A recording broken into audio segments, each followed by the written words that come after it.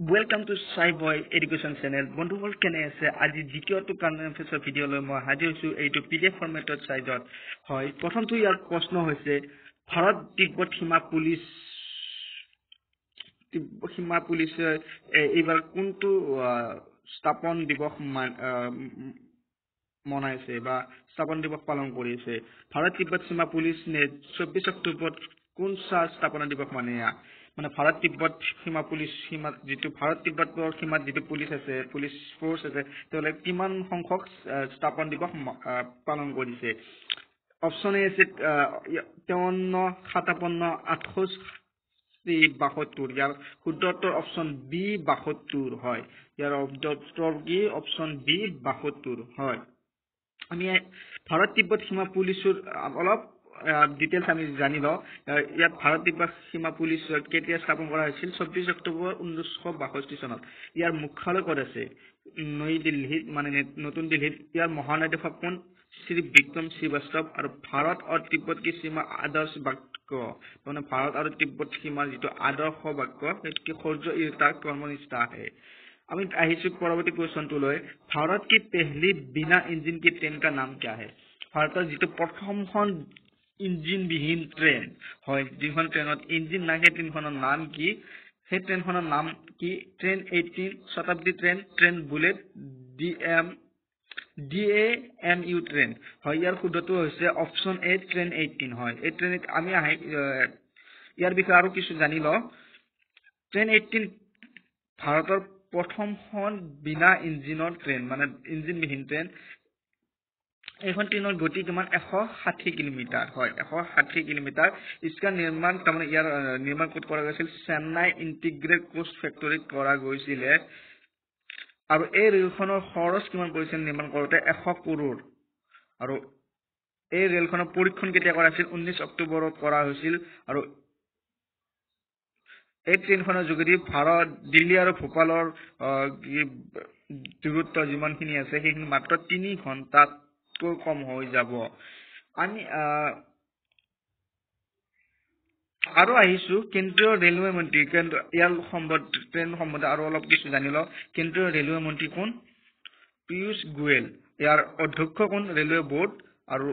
ইয়াৰ অধ্যক্ষ ৰেলৱে বোৰ্ডৰ যেটো কি বুলি কয় অধ্যক্ষ কোন अश्विनी लोहानी আমি আহিছো নেক্সট কোৱেশ্চন তো লৈ ভাৰতীয় খাদ্য আৰু কৃষি পৰিষদৰ বিশ্ব কৃষি পুৰস্কাৰ কাক সন্মানিত কৰা হ'ব হয় ইয়াৰ শুদ্ধটো হৈছে প্ৰফেসৰ MS স্বামীনাথন হয় professor MS Swaminathan option D শুদ্ধ উত্তৰ প্ৰফেসৰ SS স্বামীনাথন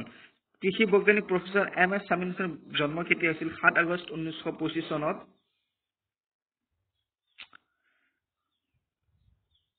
তেওঁ 1972 চনৰ পৰা 1979 চনলৈ ভাৰতীয় কৃষি অনুসন্ধান পৰিষদৰ অধ্যক্ষ আছিল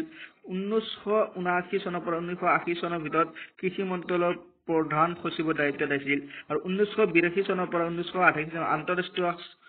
চাউল অনুসন্ধান সংস্থানৰ মহানিৰ্দেশক আছিল আৰু 1988 চনত আন্তঃৰাষ্ট্ৰীয় প্ৰকৃতি আৰু প্ৰাকৃতিক সংসাধন সংৰক্ষণ সংঘৰ অধ্যক্ষ আছিল তেওঁ হয় এখানি যথেষ্ট গুৰুত্বপূৰ্ণ আপোনালোকে নোট কৰি ল'ব আৰু ইয়াৰ যেটো PDF ফাইল দিছো আপোনালোকে এখন নোট বহিত আপোনালোকে টুকা ৰাখি যাব পৰীক্ষা সমূহত নিশ্চয় আহিব আৰু আমি আহিছো नेक्स्ट क्वेश्चन पेटीएम ने हाल ही में किसको पेटीएम पेमेंट्स बैंक की सीईओ तथा MD नियुक्त किया गया पेटीएम जेटु पेमेंट्स बैंकर काक অলপতে सीईओ হিচাপে নিয়োগ কৰা হৈছে অপচন এ সতীশ কুমাৰ গুপ্তা অপচন বি সুৰেশ সেঠী ৰাণা কাপুৰ অনুব্ৰতা বিশ্বাস ইয়াৰ শুদ্ধ উত্তৰটো অপচন এ সতীশ কুমাৰ গুপ্তা বন্ধুসকল আমি আহিছো নেক্সট কোৱেশ্চন টো লৈ नेक्स्ट क्वेश्चन तो আছে কি रामनाथ कोविंद ने 11वां अंतरराष्ट्रीय आर्य महासम्मेलन ক'ত উদ্বোধন কৰিছিল ভাৰতৰ ৰাষ্ট্ৰপতি ৰামনাথ কোবিন্দে 11 সংখ্যক আন্তঃৰাষ্ট্ৰীয় আৰ্য মহাসন্মিলনখন ক'ত উদ্বোধন কৰিছিল option A Delhi option B Bihar option C Bengaluru option D Jaipur ইয়াৰ শুদ্ধটো হৈছে দিল্লী আৰু ইয়াৰ আয়োজন কেতিয়া কৰা হৈছিল 25 ৰ পৰা 28 অক্টোবৰলৈ আয়োজন কৰা হৈছে আৰু আৰ্য সমাজৰ বিষয়ে আমি কিছু কথা জানো আহক ইয়াৰ স্থাপন কেতিয়া হৈছিল আৰ্য সমাজ 7 এপ্ৰিল 1875 চনত কোনে কৰিছিল দয়ানন্দ সৰস্বতীয়ে ক'ত কৰিছিল বম্বেত কৰিছিল আৰ্য সমাজে মূৰ্তি পূজা অৱতাৰবাদ বলি কমকাণ্ড তথা অন্ধবিশ্বাসসমূহ কি কৰে অস্বীকাৰ কৰে দয়ানন্দ সৰস্বতী এখন কিতাপ লিখিছিল সেই কিতাপখনৰ নাম কি সত্যাৰ্থ প্ৰকাশ বুকখন কোনে লিখিছিল বুলি যদি আহে আপোনালোকে কি লিখিব লাগিব দয়ানন্দ সৰস্বতী বুলি লিখিব লাগিব হয় আপোনালোকে এইখিনি যথেষ্ট মই যিখিনি কালেক্ট কৰি আনিছো আপোনালোকৰ কাৰণে যথেষ্ট সহায়ক আপোনালোকে নোট কৰি ৰাখিব আৰু মোৰ চেনেলটো সাবস্ক্ৰাইব কৰিব নাপাহৰিব প্লিজ আমি আহিছো পৰৱৰ্তী কুৱেশ্যনটোলৈ পৰৱৰ্তী কুৱেশ্যনটো হ'ল আমেৰিকাৰ ৰাষ্ট্ৰপতি ডোনাল্ড ট্ৰাম্পে কাক সংঘীয় উৰ্জা নিয়ামক আয়োগৰ অধ্যক্ষ হিচাপে নিযুক্ত কৰিছে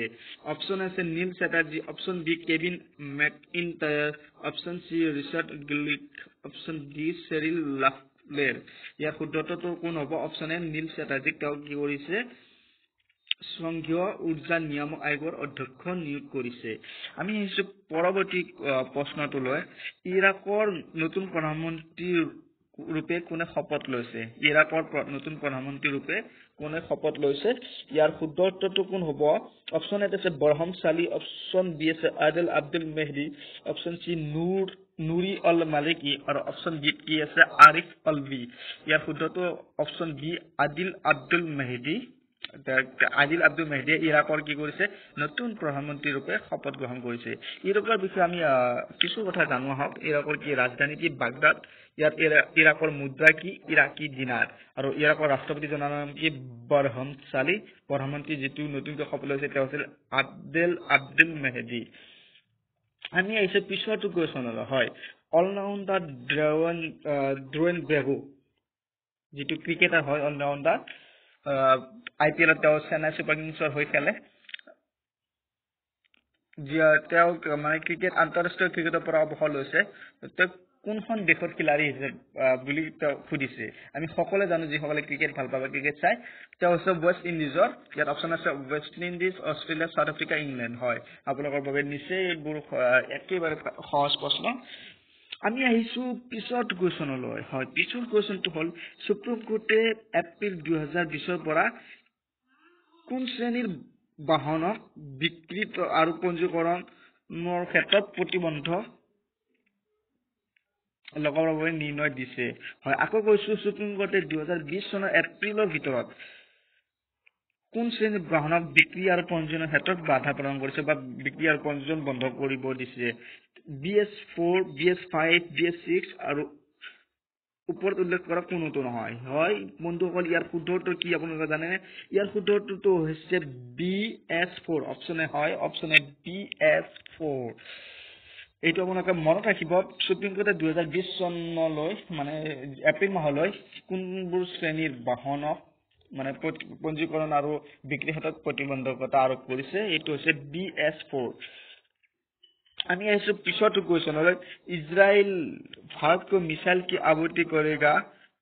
इस मिसाइल का नाम क्या इजराइले जितु भारतक मिसाइल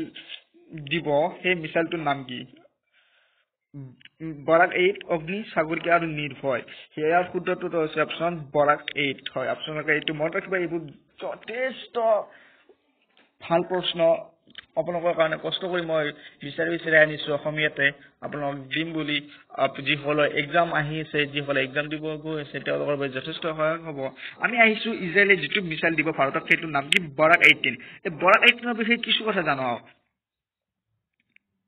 ইয়াৰ বাবে কিমান ইজৰাইল আৰু ভাৰতৰ মাজত কিমানৰ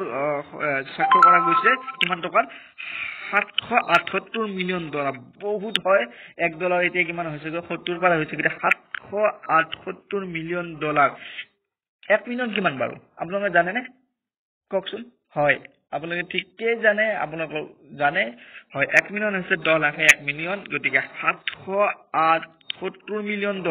ভাবকচোন কিমান হ'ব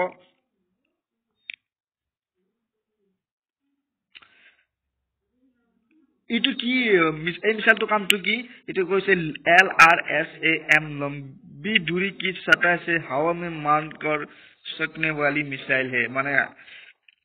बहुत दूर लोके হাৱাতে মানে বায়ুতে তেওঁলোকে কি কৰে এইটো মিছাইলে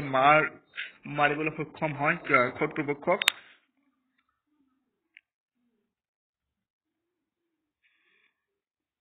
और ये मिसाइल तो LRS ए मिसाइल की को किसी भी सबसोनिक व सुपरसोनिक मिसाइल लड़ाकू विमान समुद्री गसत वाहन तथा हेलिकॉप्टर को नष्ट करने में क्षमता रखती है तमना ऊपरते बायুতে মানে আকাশ মণ্ডলতে আকাশতে এই মিসাইলটোৱে কি কৰে যিকোনো সৈনিক মিসাইল লড়াকু বিমান সমুদ্ৰী গছত যিকোনো ধৰণৰ বাহনত বা হেলিকপ্টাৰক কি আকাশতে মানে ধ্বংস কৰি দিব পৰা ক্ষমতা আছে বৰাক 18 मिसाइल बराक 8 मिसाइल अधिकतम 2 मेक की गति से अपने लक्ष्य को 70 किलोमीटर के रेंज में नष्ट कर सके माने 70 किलोमीटर रेंजर ভিতৰত যিমানবোৰ শত্ৰু পক্ষৰ হেলিকপ্টাৰ থাকিব বা শত্ৰুৰ মিসাইল থাকিব এই নিমিষতে কি কৰি দিব নষ্ট কৰি দিব হয় ধন্যবাদ বন্ধুসকল আজিৰ ভিডিওটো ইমানেই সমাপ্ত কৰিছো আপোনালোকে লাইক কৰিব কমেন্ট কৰিব আৰু মোৰ চেনেলটো সাবস্ক্ৰাইব কৰিব নাপাহৰিব আগলৈ এনে ধৰণৰ ভিডিও মই লৈ আহি থাকিম প্ৰত্যেক দিনে আপোনালোকৰ বাবে ধন্যবাদ